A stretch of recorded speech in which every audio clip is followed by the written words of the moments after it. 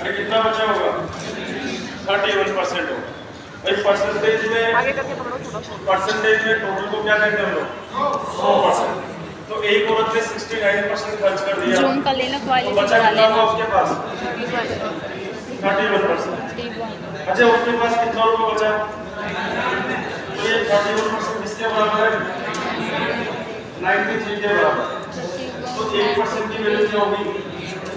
93 अपन क्या हो गया यहाँ पर 30 कितना होगा ये बताइए। 3 कितने परसेंट की वैल्यू है?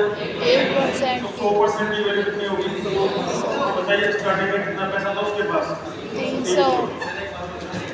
दोबारा सुनिएगा, कौन पूछ रहा है?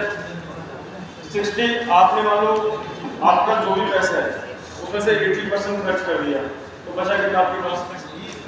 20%। यहाँ पे इस औरत के पास जितना भी पैसा था उसमें से कितना खर्च कर दिया, तो बचा कितना उसके पास? और बचा कितना था उसके पास? 93 रुपये। तो 31% किसके बराबर है? तो 1% बराबर क्या होगा? तो 100% बराबर क्या होगा? इसका मतलब शुरुआत में कितना पैसा था उसके पास? 300। 100% का मतलब है टोटल वैल्यू। 100% का मतलब है जैसे आपके पास 80% आपने खर्च कर दिया, तो बचा कितना आपके पास? तो स्टार्टिंग में कितना था? 100। कंप्लीट को क्या मान के चलेंगे हम लोग? 100। तो उसके बाद स्टार्टिंग में कितना पैसा था यहाँ पर? 300। नंबर 6 देखिएगा। 6 तो होना चाहिए 1/3 को 5/9 के परसेंट के रूप में बताना है। अच्छा 1/3 को 5/9 का परसेंट, इसका मतलब है कि 1/3 5/9 का कितना परसेंट है? तो ऊपर क्या आएगा? 1/3। तो नीचे कौन आएगा? 5/9 इंटू क्या है यहाँ पर? आपको ये बताना है कि 1/3 जो है ये 5/9 का कितना परसेंट है। तो बताइए 100 करेंगे कितना आएगा? 1/3। अच्छा 5/9 ऊपर जाएगा तो क्या बनेगा? 2/5 इंटू क्या है यहाँ पर? 100। 3 से काटिए 3, 5 से काटिए 20, तो कितना परसेंट हो गया? 60%। ये पूछा था आपसे कि 1/3 को 5/9 के परसेंट के रूप में बताइए। अच्छा यदि मैं आपसे ऐसे बोलता कि 420 जो है इसको 600 के परसेंट के रूप में बताइए। 420 600 420 को मैंने बोला 420 को 600 के परसेंट के रूप में बताइए। बता सकते हो आप लोग? आपको ये बताना है कि जो 420 है वो 600 का कितना परसेंट है। तो ऊपर क्या आएगा? 400। नीचे कौन आएगा? 600। इनको क्या करेंगे हम लोग? 100। सोल्व करेंगे कितना बनेगा? 70%। तो ये चीज यहाँ पे पूछी हुई है कि 1/3 को 5/9 के परसेंट के रूप में बताइए, तो आपने बता दिया। अगला 7 नंबर देखिए। अच्छा किसी संख्या का 22.5% किसके बराबर है? 45 के। आपको बोल रहा है किसी संख्या का 22.5% जो है किसके बराबर है? 45 के बराबर। तो बोल रहा है कि 90 उस संख्या का कितना परसेंट होगा। ये बोल रहा है कि किसी संख्या का 22.5% किसके बराबर है? मान लो संख्या कौन सी है यहाँ पर? x का 22.5% किसके बराबर है? 45। तो उसको सोल्व करेंगे। x गुना 22 गुना 2 44। कितना बना? 45। 45 बटा कौन है? 2। परसेंटेज का मतलब 100। 1/100 बराबर कौन है यहाँ पर? 45। अच्छा 45 से क्या गया यहाँ पर? 45। तो x का वैल्यू कितना बना यहाँ पर? 200। तो आप बताइए वो संख्या कौन सी थी यहाँ पर? 200 थी। दोबारा सुनिएगा, किसी संख्या का 22.5% 45 के बराबर। अच्छा मान लीजिए उस संख्या कौन है यहाँ पर? अरे बोलिए। किसी संख्या x का 22.5% 45 के बराबर है, तो x का वैल्यू कितना है यहाँ पर? 200। अब बोल रहे हैं 90 उस संख्या का कितना परसेंट है। अच्छा संख्या कौन सी है? 200। संख्या कौन सी है? 200। तो आपसे बोल रहे हैं कि 90 जो है इस संख्या का कितना परसेंट है। तो 90 ऊपर 200 आएगा नीचे, गुना क्या करेंगे हम लोग? 100। तो आंसर कितना बनेगा यहाँ पर? 45%। तो हमारा आंसर क्या होगा यहाँ पर? 45%। हाँ जी ऐसे सीधा सीधा कर लो कि 22.5% किसके बराबर है, तो 90 किसके बराबर होगा? 45%। अंदाजे लगा लो सीधा, बाकी एक्चुअल तरीका इसका ये होगा। अच्छा 9 नंबर तो देखिए यहाँ पर 7200 बताइए क्या चीज लिखा हुआ है यहाँ पर? 7200 का 33 से 1/3 का मतलब क्या हुआ? 33 से 1/3 को फ्रैक्शन में क्या कहते हैं? 1/3 के। अच्छा आगे बताओ कितना है? 3 से 1/4%। अच्छा इसको फ्रैक्शन में क्या बोलेंगे? एक बटा 4 किया, 12 और 1 13 बटा नीचे कौन आएगा, तो 4 परसेंटेज का मतलब 100 डबल जीरो। तो इंटू क्या हो गया 13 बटा कितना हो गया आपका 4।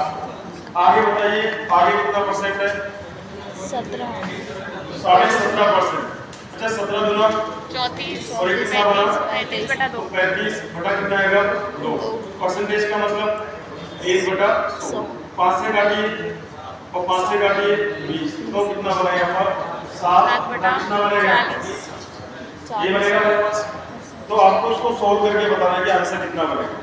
सीजीएल मेंस 2020 का क्वेश्चन है, दोबारा सुनिएगा।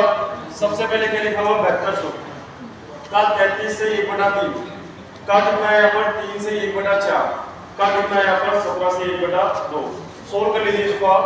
बताइए डबल जीरो से क्या गई, डबल जीरो अरे क्या गई यहाँ पर डबल जीरो। आगे बताओ 4 से काटेंगे तो कितनी बार, 2 4 अरे कितनी बार 24। आगे 3 से काटिए 8 बार, 4 से काटिए कितनी बार, तो बोलो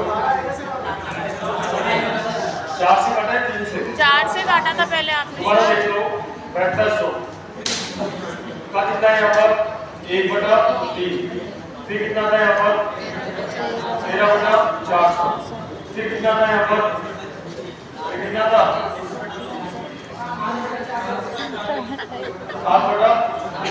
7 बटा यही था हमारे पास। दोबारा सुनिएगा 33 से 1 बटा 3% को फ्रैक्शन में क्या कहते हैं हम लोग 1 बटा 3।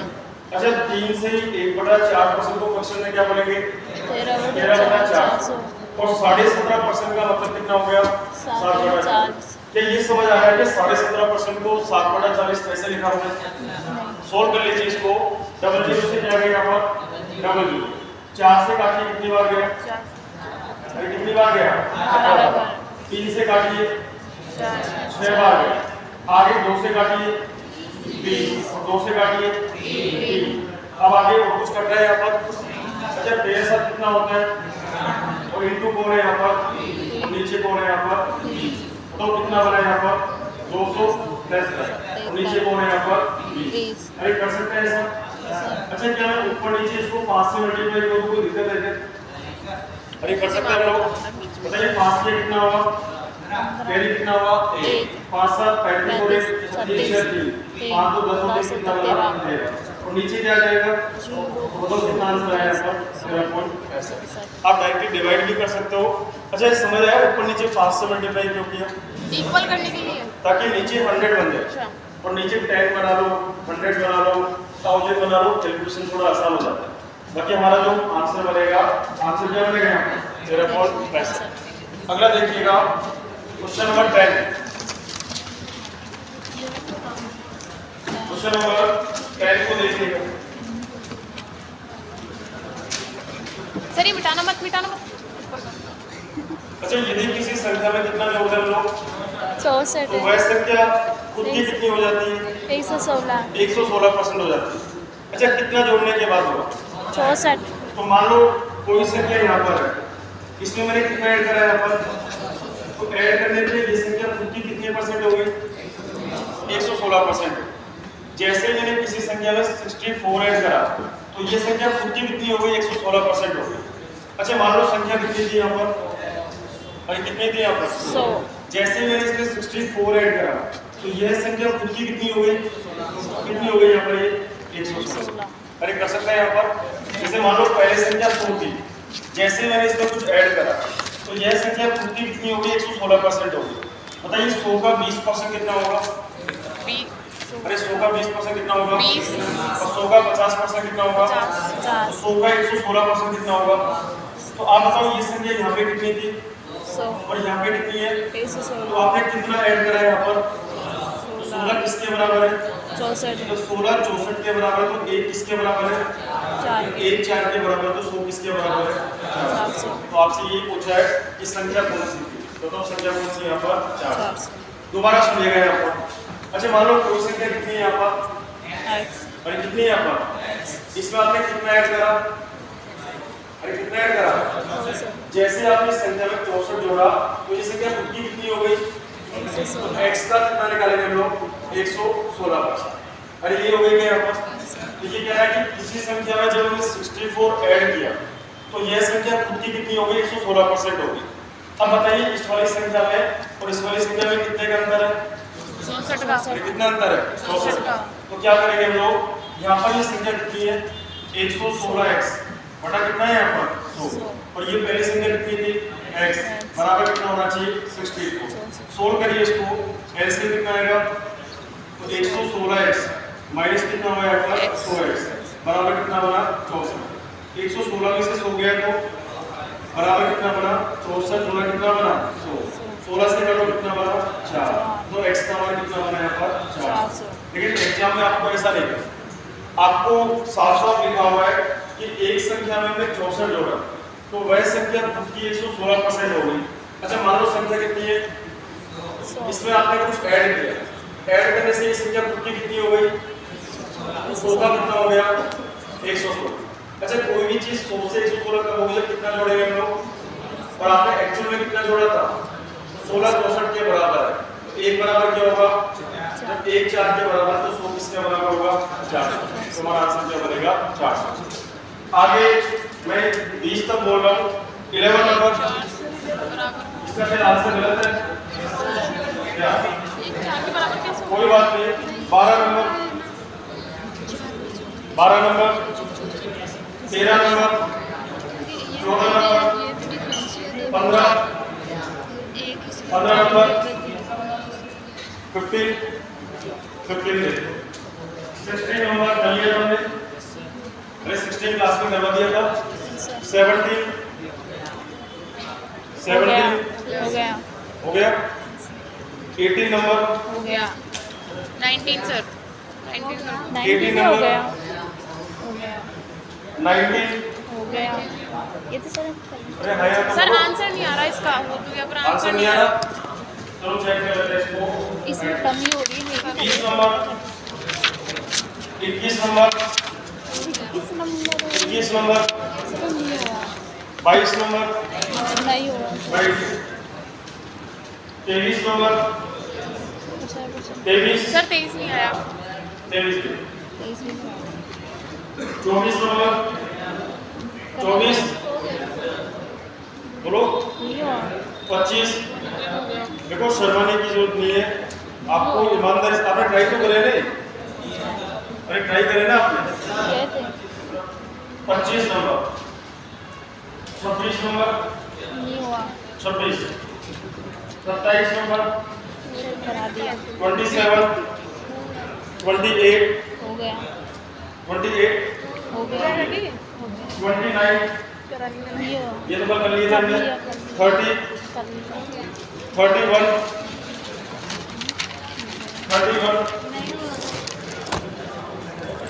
ये बिल्कुल बातें नहीं।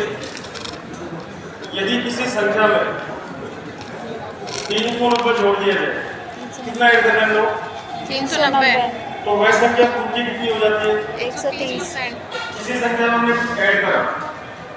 अच्छा ऐड करने के बाद ये संख्या खुद की कितनी हो गई 130% हो गई।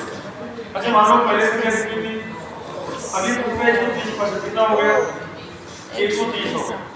अच्छा आप ये बताओ 100 से 130 कब होगा तो कितना ऐड करेंगे 30 प्लस 30 ऐड करेंगे और आपने कितना ऐड किया था तो 30 किसके बराबर है 390 के बराबर।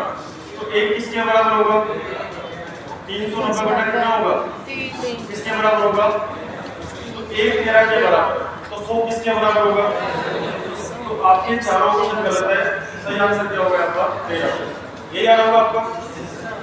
आगे क्वेश्चन नंबर 15 को देखिएगा,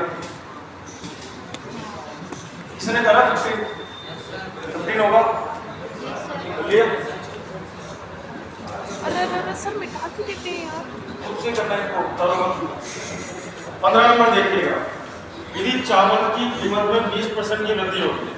अच्छा किस चीज में इंक्रीमेंट हो गया 20% प्राइस में कितना परसेंट 20% 20% की वृद्धि होगी। चावल की हर साल एग्जाम में क्वेश्चन आ रहा है, चाहे वो एसएससी सीजीएल का पेपर हो या सीपीयू का पेपर हो या 10+2 का पेपर हो। अब देखो ये लेटेस्ट मेरे को भी पूछा आया ये। 2021 के अंदर बोल रहा है कि चावल की कीमत में 20% की वृद्धि होती है, तो एक आदमी को चावल की खपत में कितने % की कमी करनी चाहिए ताकि खर्च पहले जितना ही रहे? ये तो बहुत आसान है। ये बताओ एक्सपेंडिचर क्या है हमारा? एक्सपेंडिचर क्या है हमारा? कॉन्स्टेंट है। कॉन्स्टेंट का मतलब परिवर्तन। अच्छा लिखा हुआ है क्या ऐसा?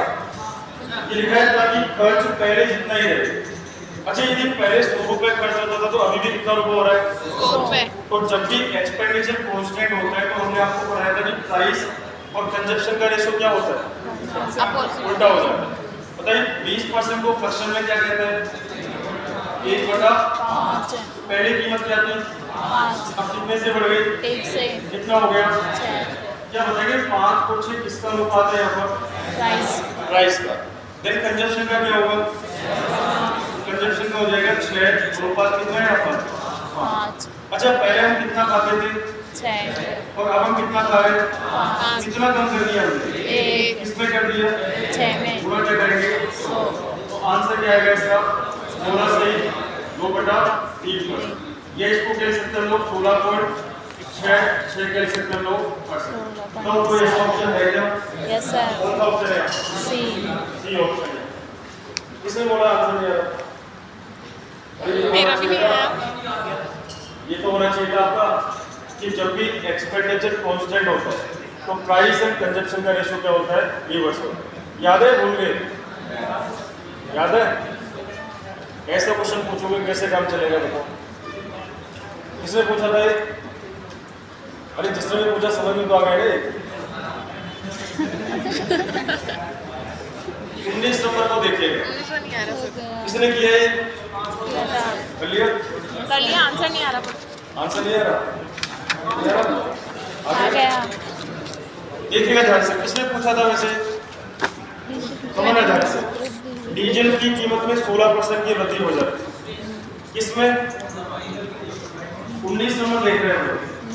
प्राइस जो है प्राइस कितने % से बढ़ गई?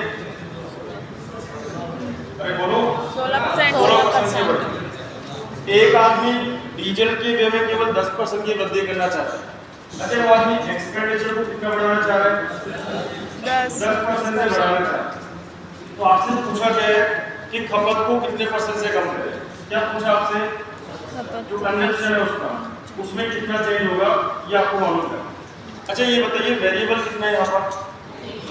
कितना है यहाँ पर? 3। एक तो प्राइस है, एक कौन है यहाँ पर? अरे कौन है यहाँ पर? और एक कौन है यहाँ पर? हो सकता है एग्जाम में इन दोनों के बारे में देखकर इसके बारे में पूछे या इन दोनों के बारे में देखकर इसके बारे में पूछे, तो कुछ भी दो इन्फॉर्मेशन आपको देगा। रिलेशन आपके दिमाग में होना चाहिए कि प्राइस इनटू क्या होता है? कंजप्शन बराबर क्या होता है? एक्सपेंडिचर। तो आप क्या करेंगे सुनिएगा ध्यान से। मान लेते हैं पहले प्राइस कितनी थी? 16 अरे पहले प्राइस कितनी थी? B1। और पहले खपत कितनी थी? C1। तो खर्चा कितना होगा? E1 अच्छा बाद में प्राइस चेंज हो गई कितनी हो गई? E2 और खपत कितनी हो गई? C2 तो खर्चा कितना हो गया? E2। तो क्या पहले वाले खर्च और बाद वाले खर्च का अनुपात आ गया क्या? अरे बोलिए। अब आप बताओ 16% का मतलब क्या होता है? 16 बटा कितना होगा? मतलब कितना होगा? 4/25। ये बताइए 10% का मतलब क्या होगा? 10/100 मतलब कितना होगा? 1/10। ये बताइए पहले कीमत क्या मानोगे? तो पहले कीमत 25 मानेंगे। अब ये बताओ कीमत कितने से बढ़ गई? कितनी हो गई? 29 हो। कंजप्शन के बारे में मालूम करना है, छोड़ दीजिए आप इसको। बताओ पहले खर्चा कितना मानोगे? कितना बढ़ जाएगा? 10 से कितना हो गया? अरे क्लियर है बात? अच्छा ये 25/29 को जब आप यहाँ से मिटाओगे तो यहाँ पे क्या आएगा? 29/25। अरे ये बनेगा क्या? अच्छा 5 से काटिए इसको 2, 5 से काटिए 5। 29 गुना 2 कितना होता है? 58। तो 11 गुना 5 कितना होता है? 55। तो आप बताइए पहले वाली खपत और बाद वाली खपत को यदि आप ध्यान से देखो तो पहले कंजप्शन कितना था?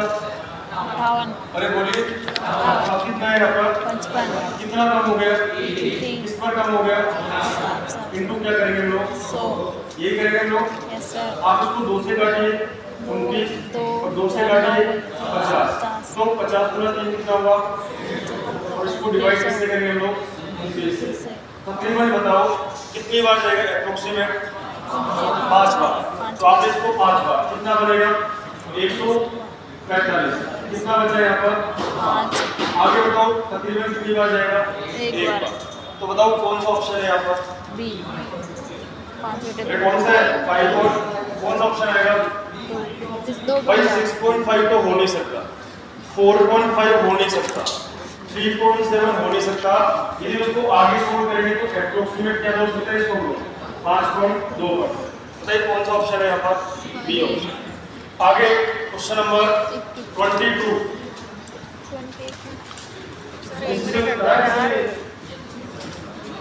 22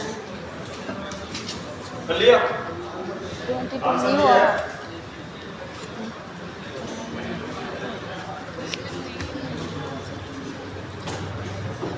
अरे ये समझ में आ गया 22 पे थोड़ा टाइम देंगे हम लोग एक बार के लिए आप ही बताइए 23 नंबर की बात करते हैं हम लोग किसी वृत्त की त्रिज्या में कितनी कमी हो गई तो रेडियस को आपने 50% से कम कर दिया 50% का मतलब 1/2 कम या ज्यादा कम कर दिया बोल रहे वृत्त की त्रिज्या में 50% कमी कर देने पर इसके क्षेत्रफल में कितनी कमी हो जाएगी क्या बताएंगे सर्कल का एरिया कितना होता है पाई आर स्क्वायर अच्छा रेडियस पहले कितनी थी अरे बोलो तो 2 का स्क्वायर कितना होगा 4 तो पहले एरिया कितना होगा 4 और ये होगा क्या अच्छा रेडियस पहले कितनी थी 2 अब कितनी कमी कर दी कितनी हो गई यहाँ पर तो बताओ आर का मान पहले कितना था 2 का स्क्वायर 4 अच्छा आर का मान अब कितना होगा 1 का स्क्वायर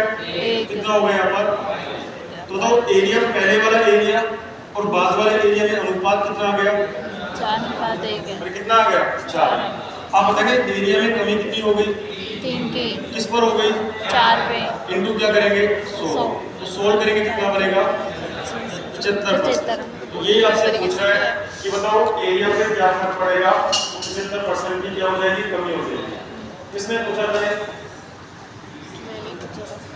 क्लियर है आपको ये पता होना चाहिए कि सर्कल का एरिया क्या होता है पाई आर स्क्वायर होता है मैनिपुलेशन में पढ़ेंगे इसको हम लोग आगे बात करते हैं क्वेश्चन नंबर 25 को देखिएगा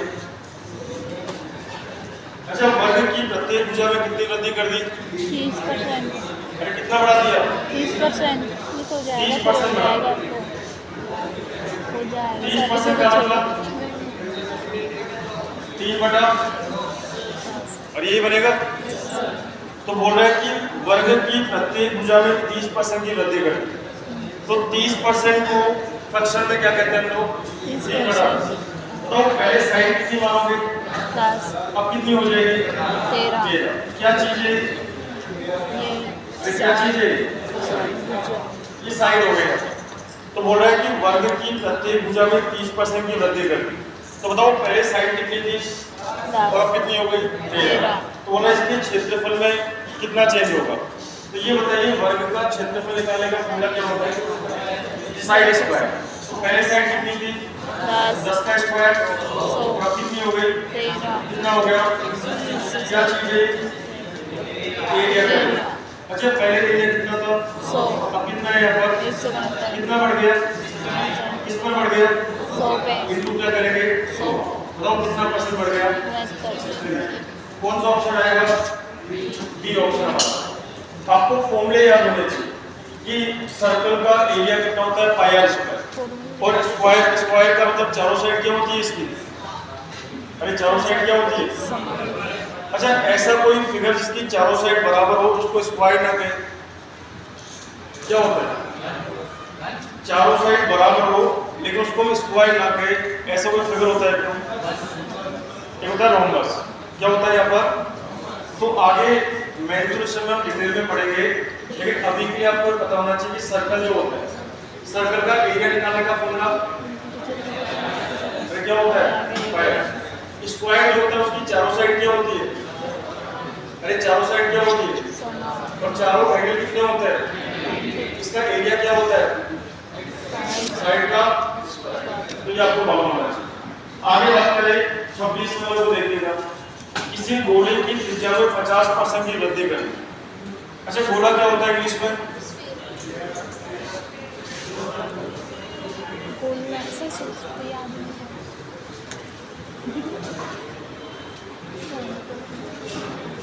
देखिएगा 28 नंबर, सॉरी 26 नंबर, किसी गोले की त्रिज्या में 50% की वृद्धि करें। अच्छा रेडियस को क्या करा हमने? 50% से क्या कर दिया? अरे बोलिए वृद्धि। पहले कितनी त्रिज्या थी? 2, कितनी बढ़ गई? कितनी हो गई? यहाँ पर किसका रेशो है? ये रेडियस का रेशो है। तो बोल रहा है किसी गोले की त्रिज्या में 50% की वृद्धि होने पर इसके पृष्ठीय क्षेत्रफल में कितनी वृद्धि होगी? तो आपको ये पता होना चाहिए कि जो स्फेयर होता है, जो गोला होता है, इसका पृष्ठीय क्षेत्रफल कितना होता है? 4πr²। ये मेंशन में सारे फॉर्म डिस्कस करेंगे हम लोग। अभी के लिए आप देख सकते हो क्वेश्चन के आगे किसी भी गोले का पृष्ठीय क्षेत्रफल सरफेस एरिया निकालने का फॉर्मूला क्या होता है? यहाँ पर 4πr²। ये बताओ पहले रेडियस कितनी थी? अरे कितनी थी यहाँ पर? 2 का स्क्वायर कितना होगा? क्या करेंगे? 4π इंटू क्या करेंगे हम लोग? 4। ये तो पहले वाला एरिया होगा। आगे बताइए अब रेडियस कितनी हो गई? 3। अरे कितनी हो गई? 3। क्या लिखेंगे हम लोग? 4π इंटू बताइए 3 का स्क्वायर कितना होगा? 9। तो 4π से 4π तो कांस्टेंट है। बताइए रेशियो कितना आ गया? 4 और 9 कितना बढ़ गया? अरे बोलो 5। किस पर बढ़ गए? 4 पे। इंटू क्या करेंगे हम लोग? 4 से काटिए 25 और 25 गुना 5 कितना होगा? 25। तो हमारा आंसर क्या बनेगा यहाँ पर? 125। कौन सा ऑप्शन है बताइए? बी। कौन सा ऑप्शन है? बी। कौन से? आपने ऐसे किया जोर से बोलो। सर कैसे किया?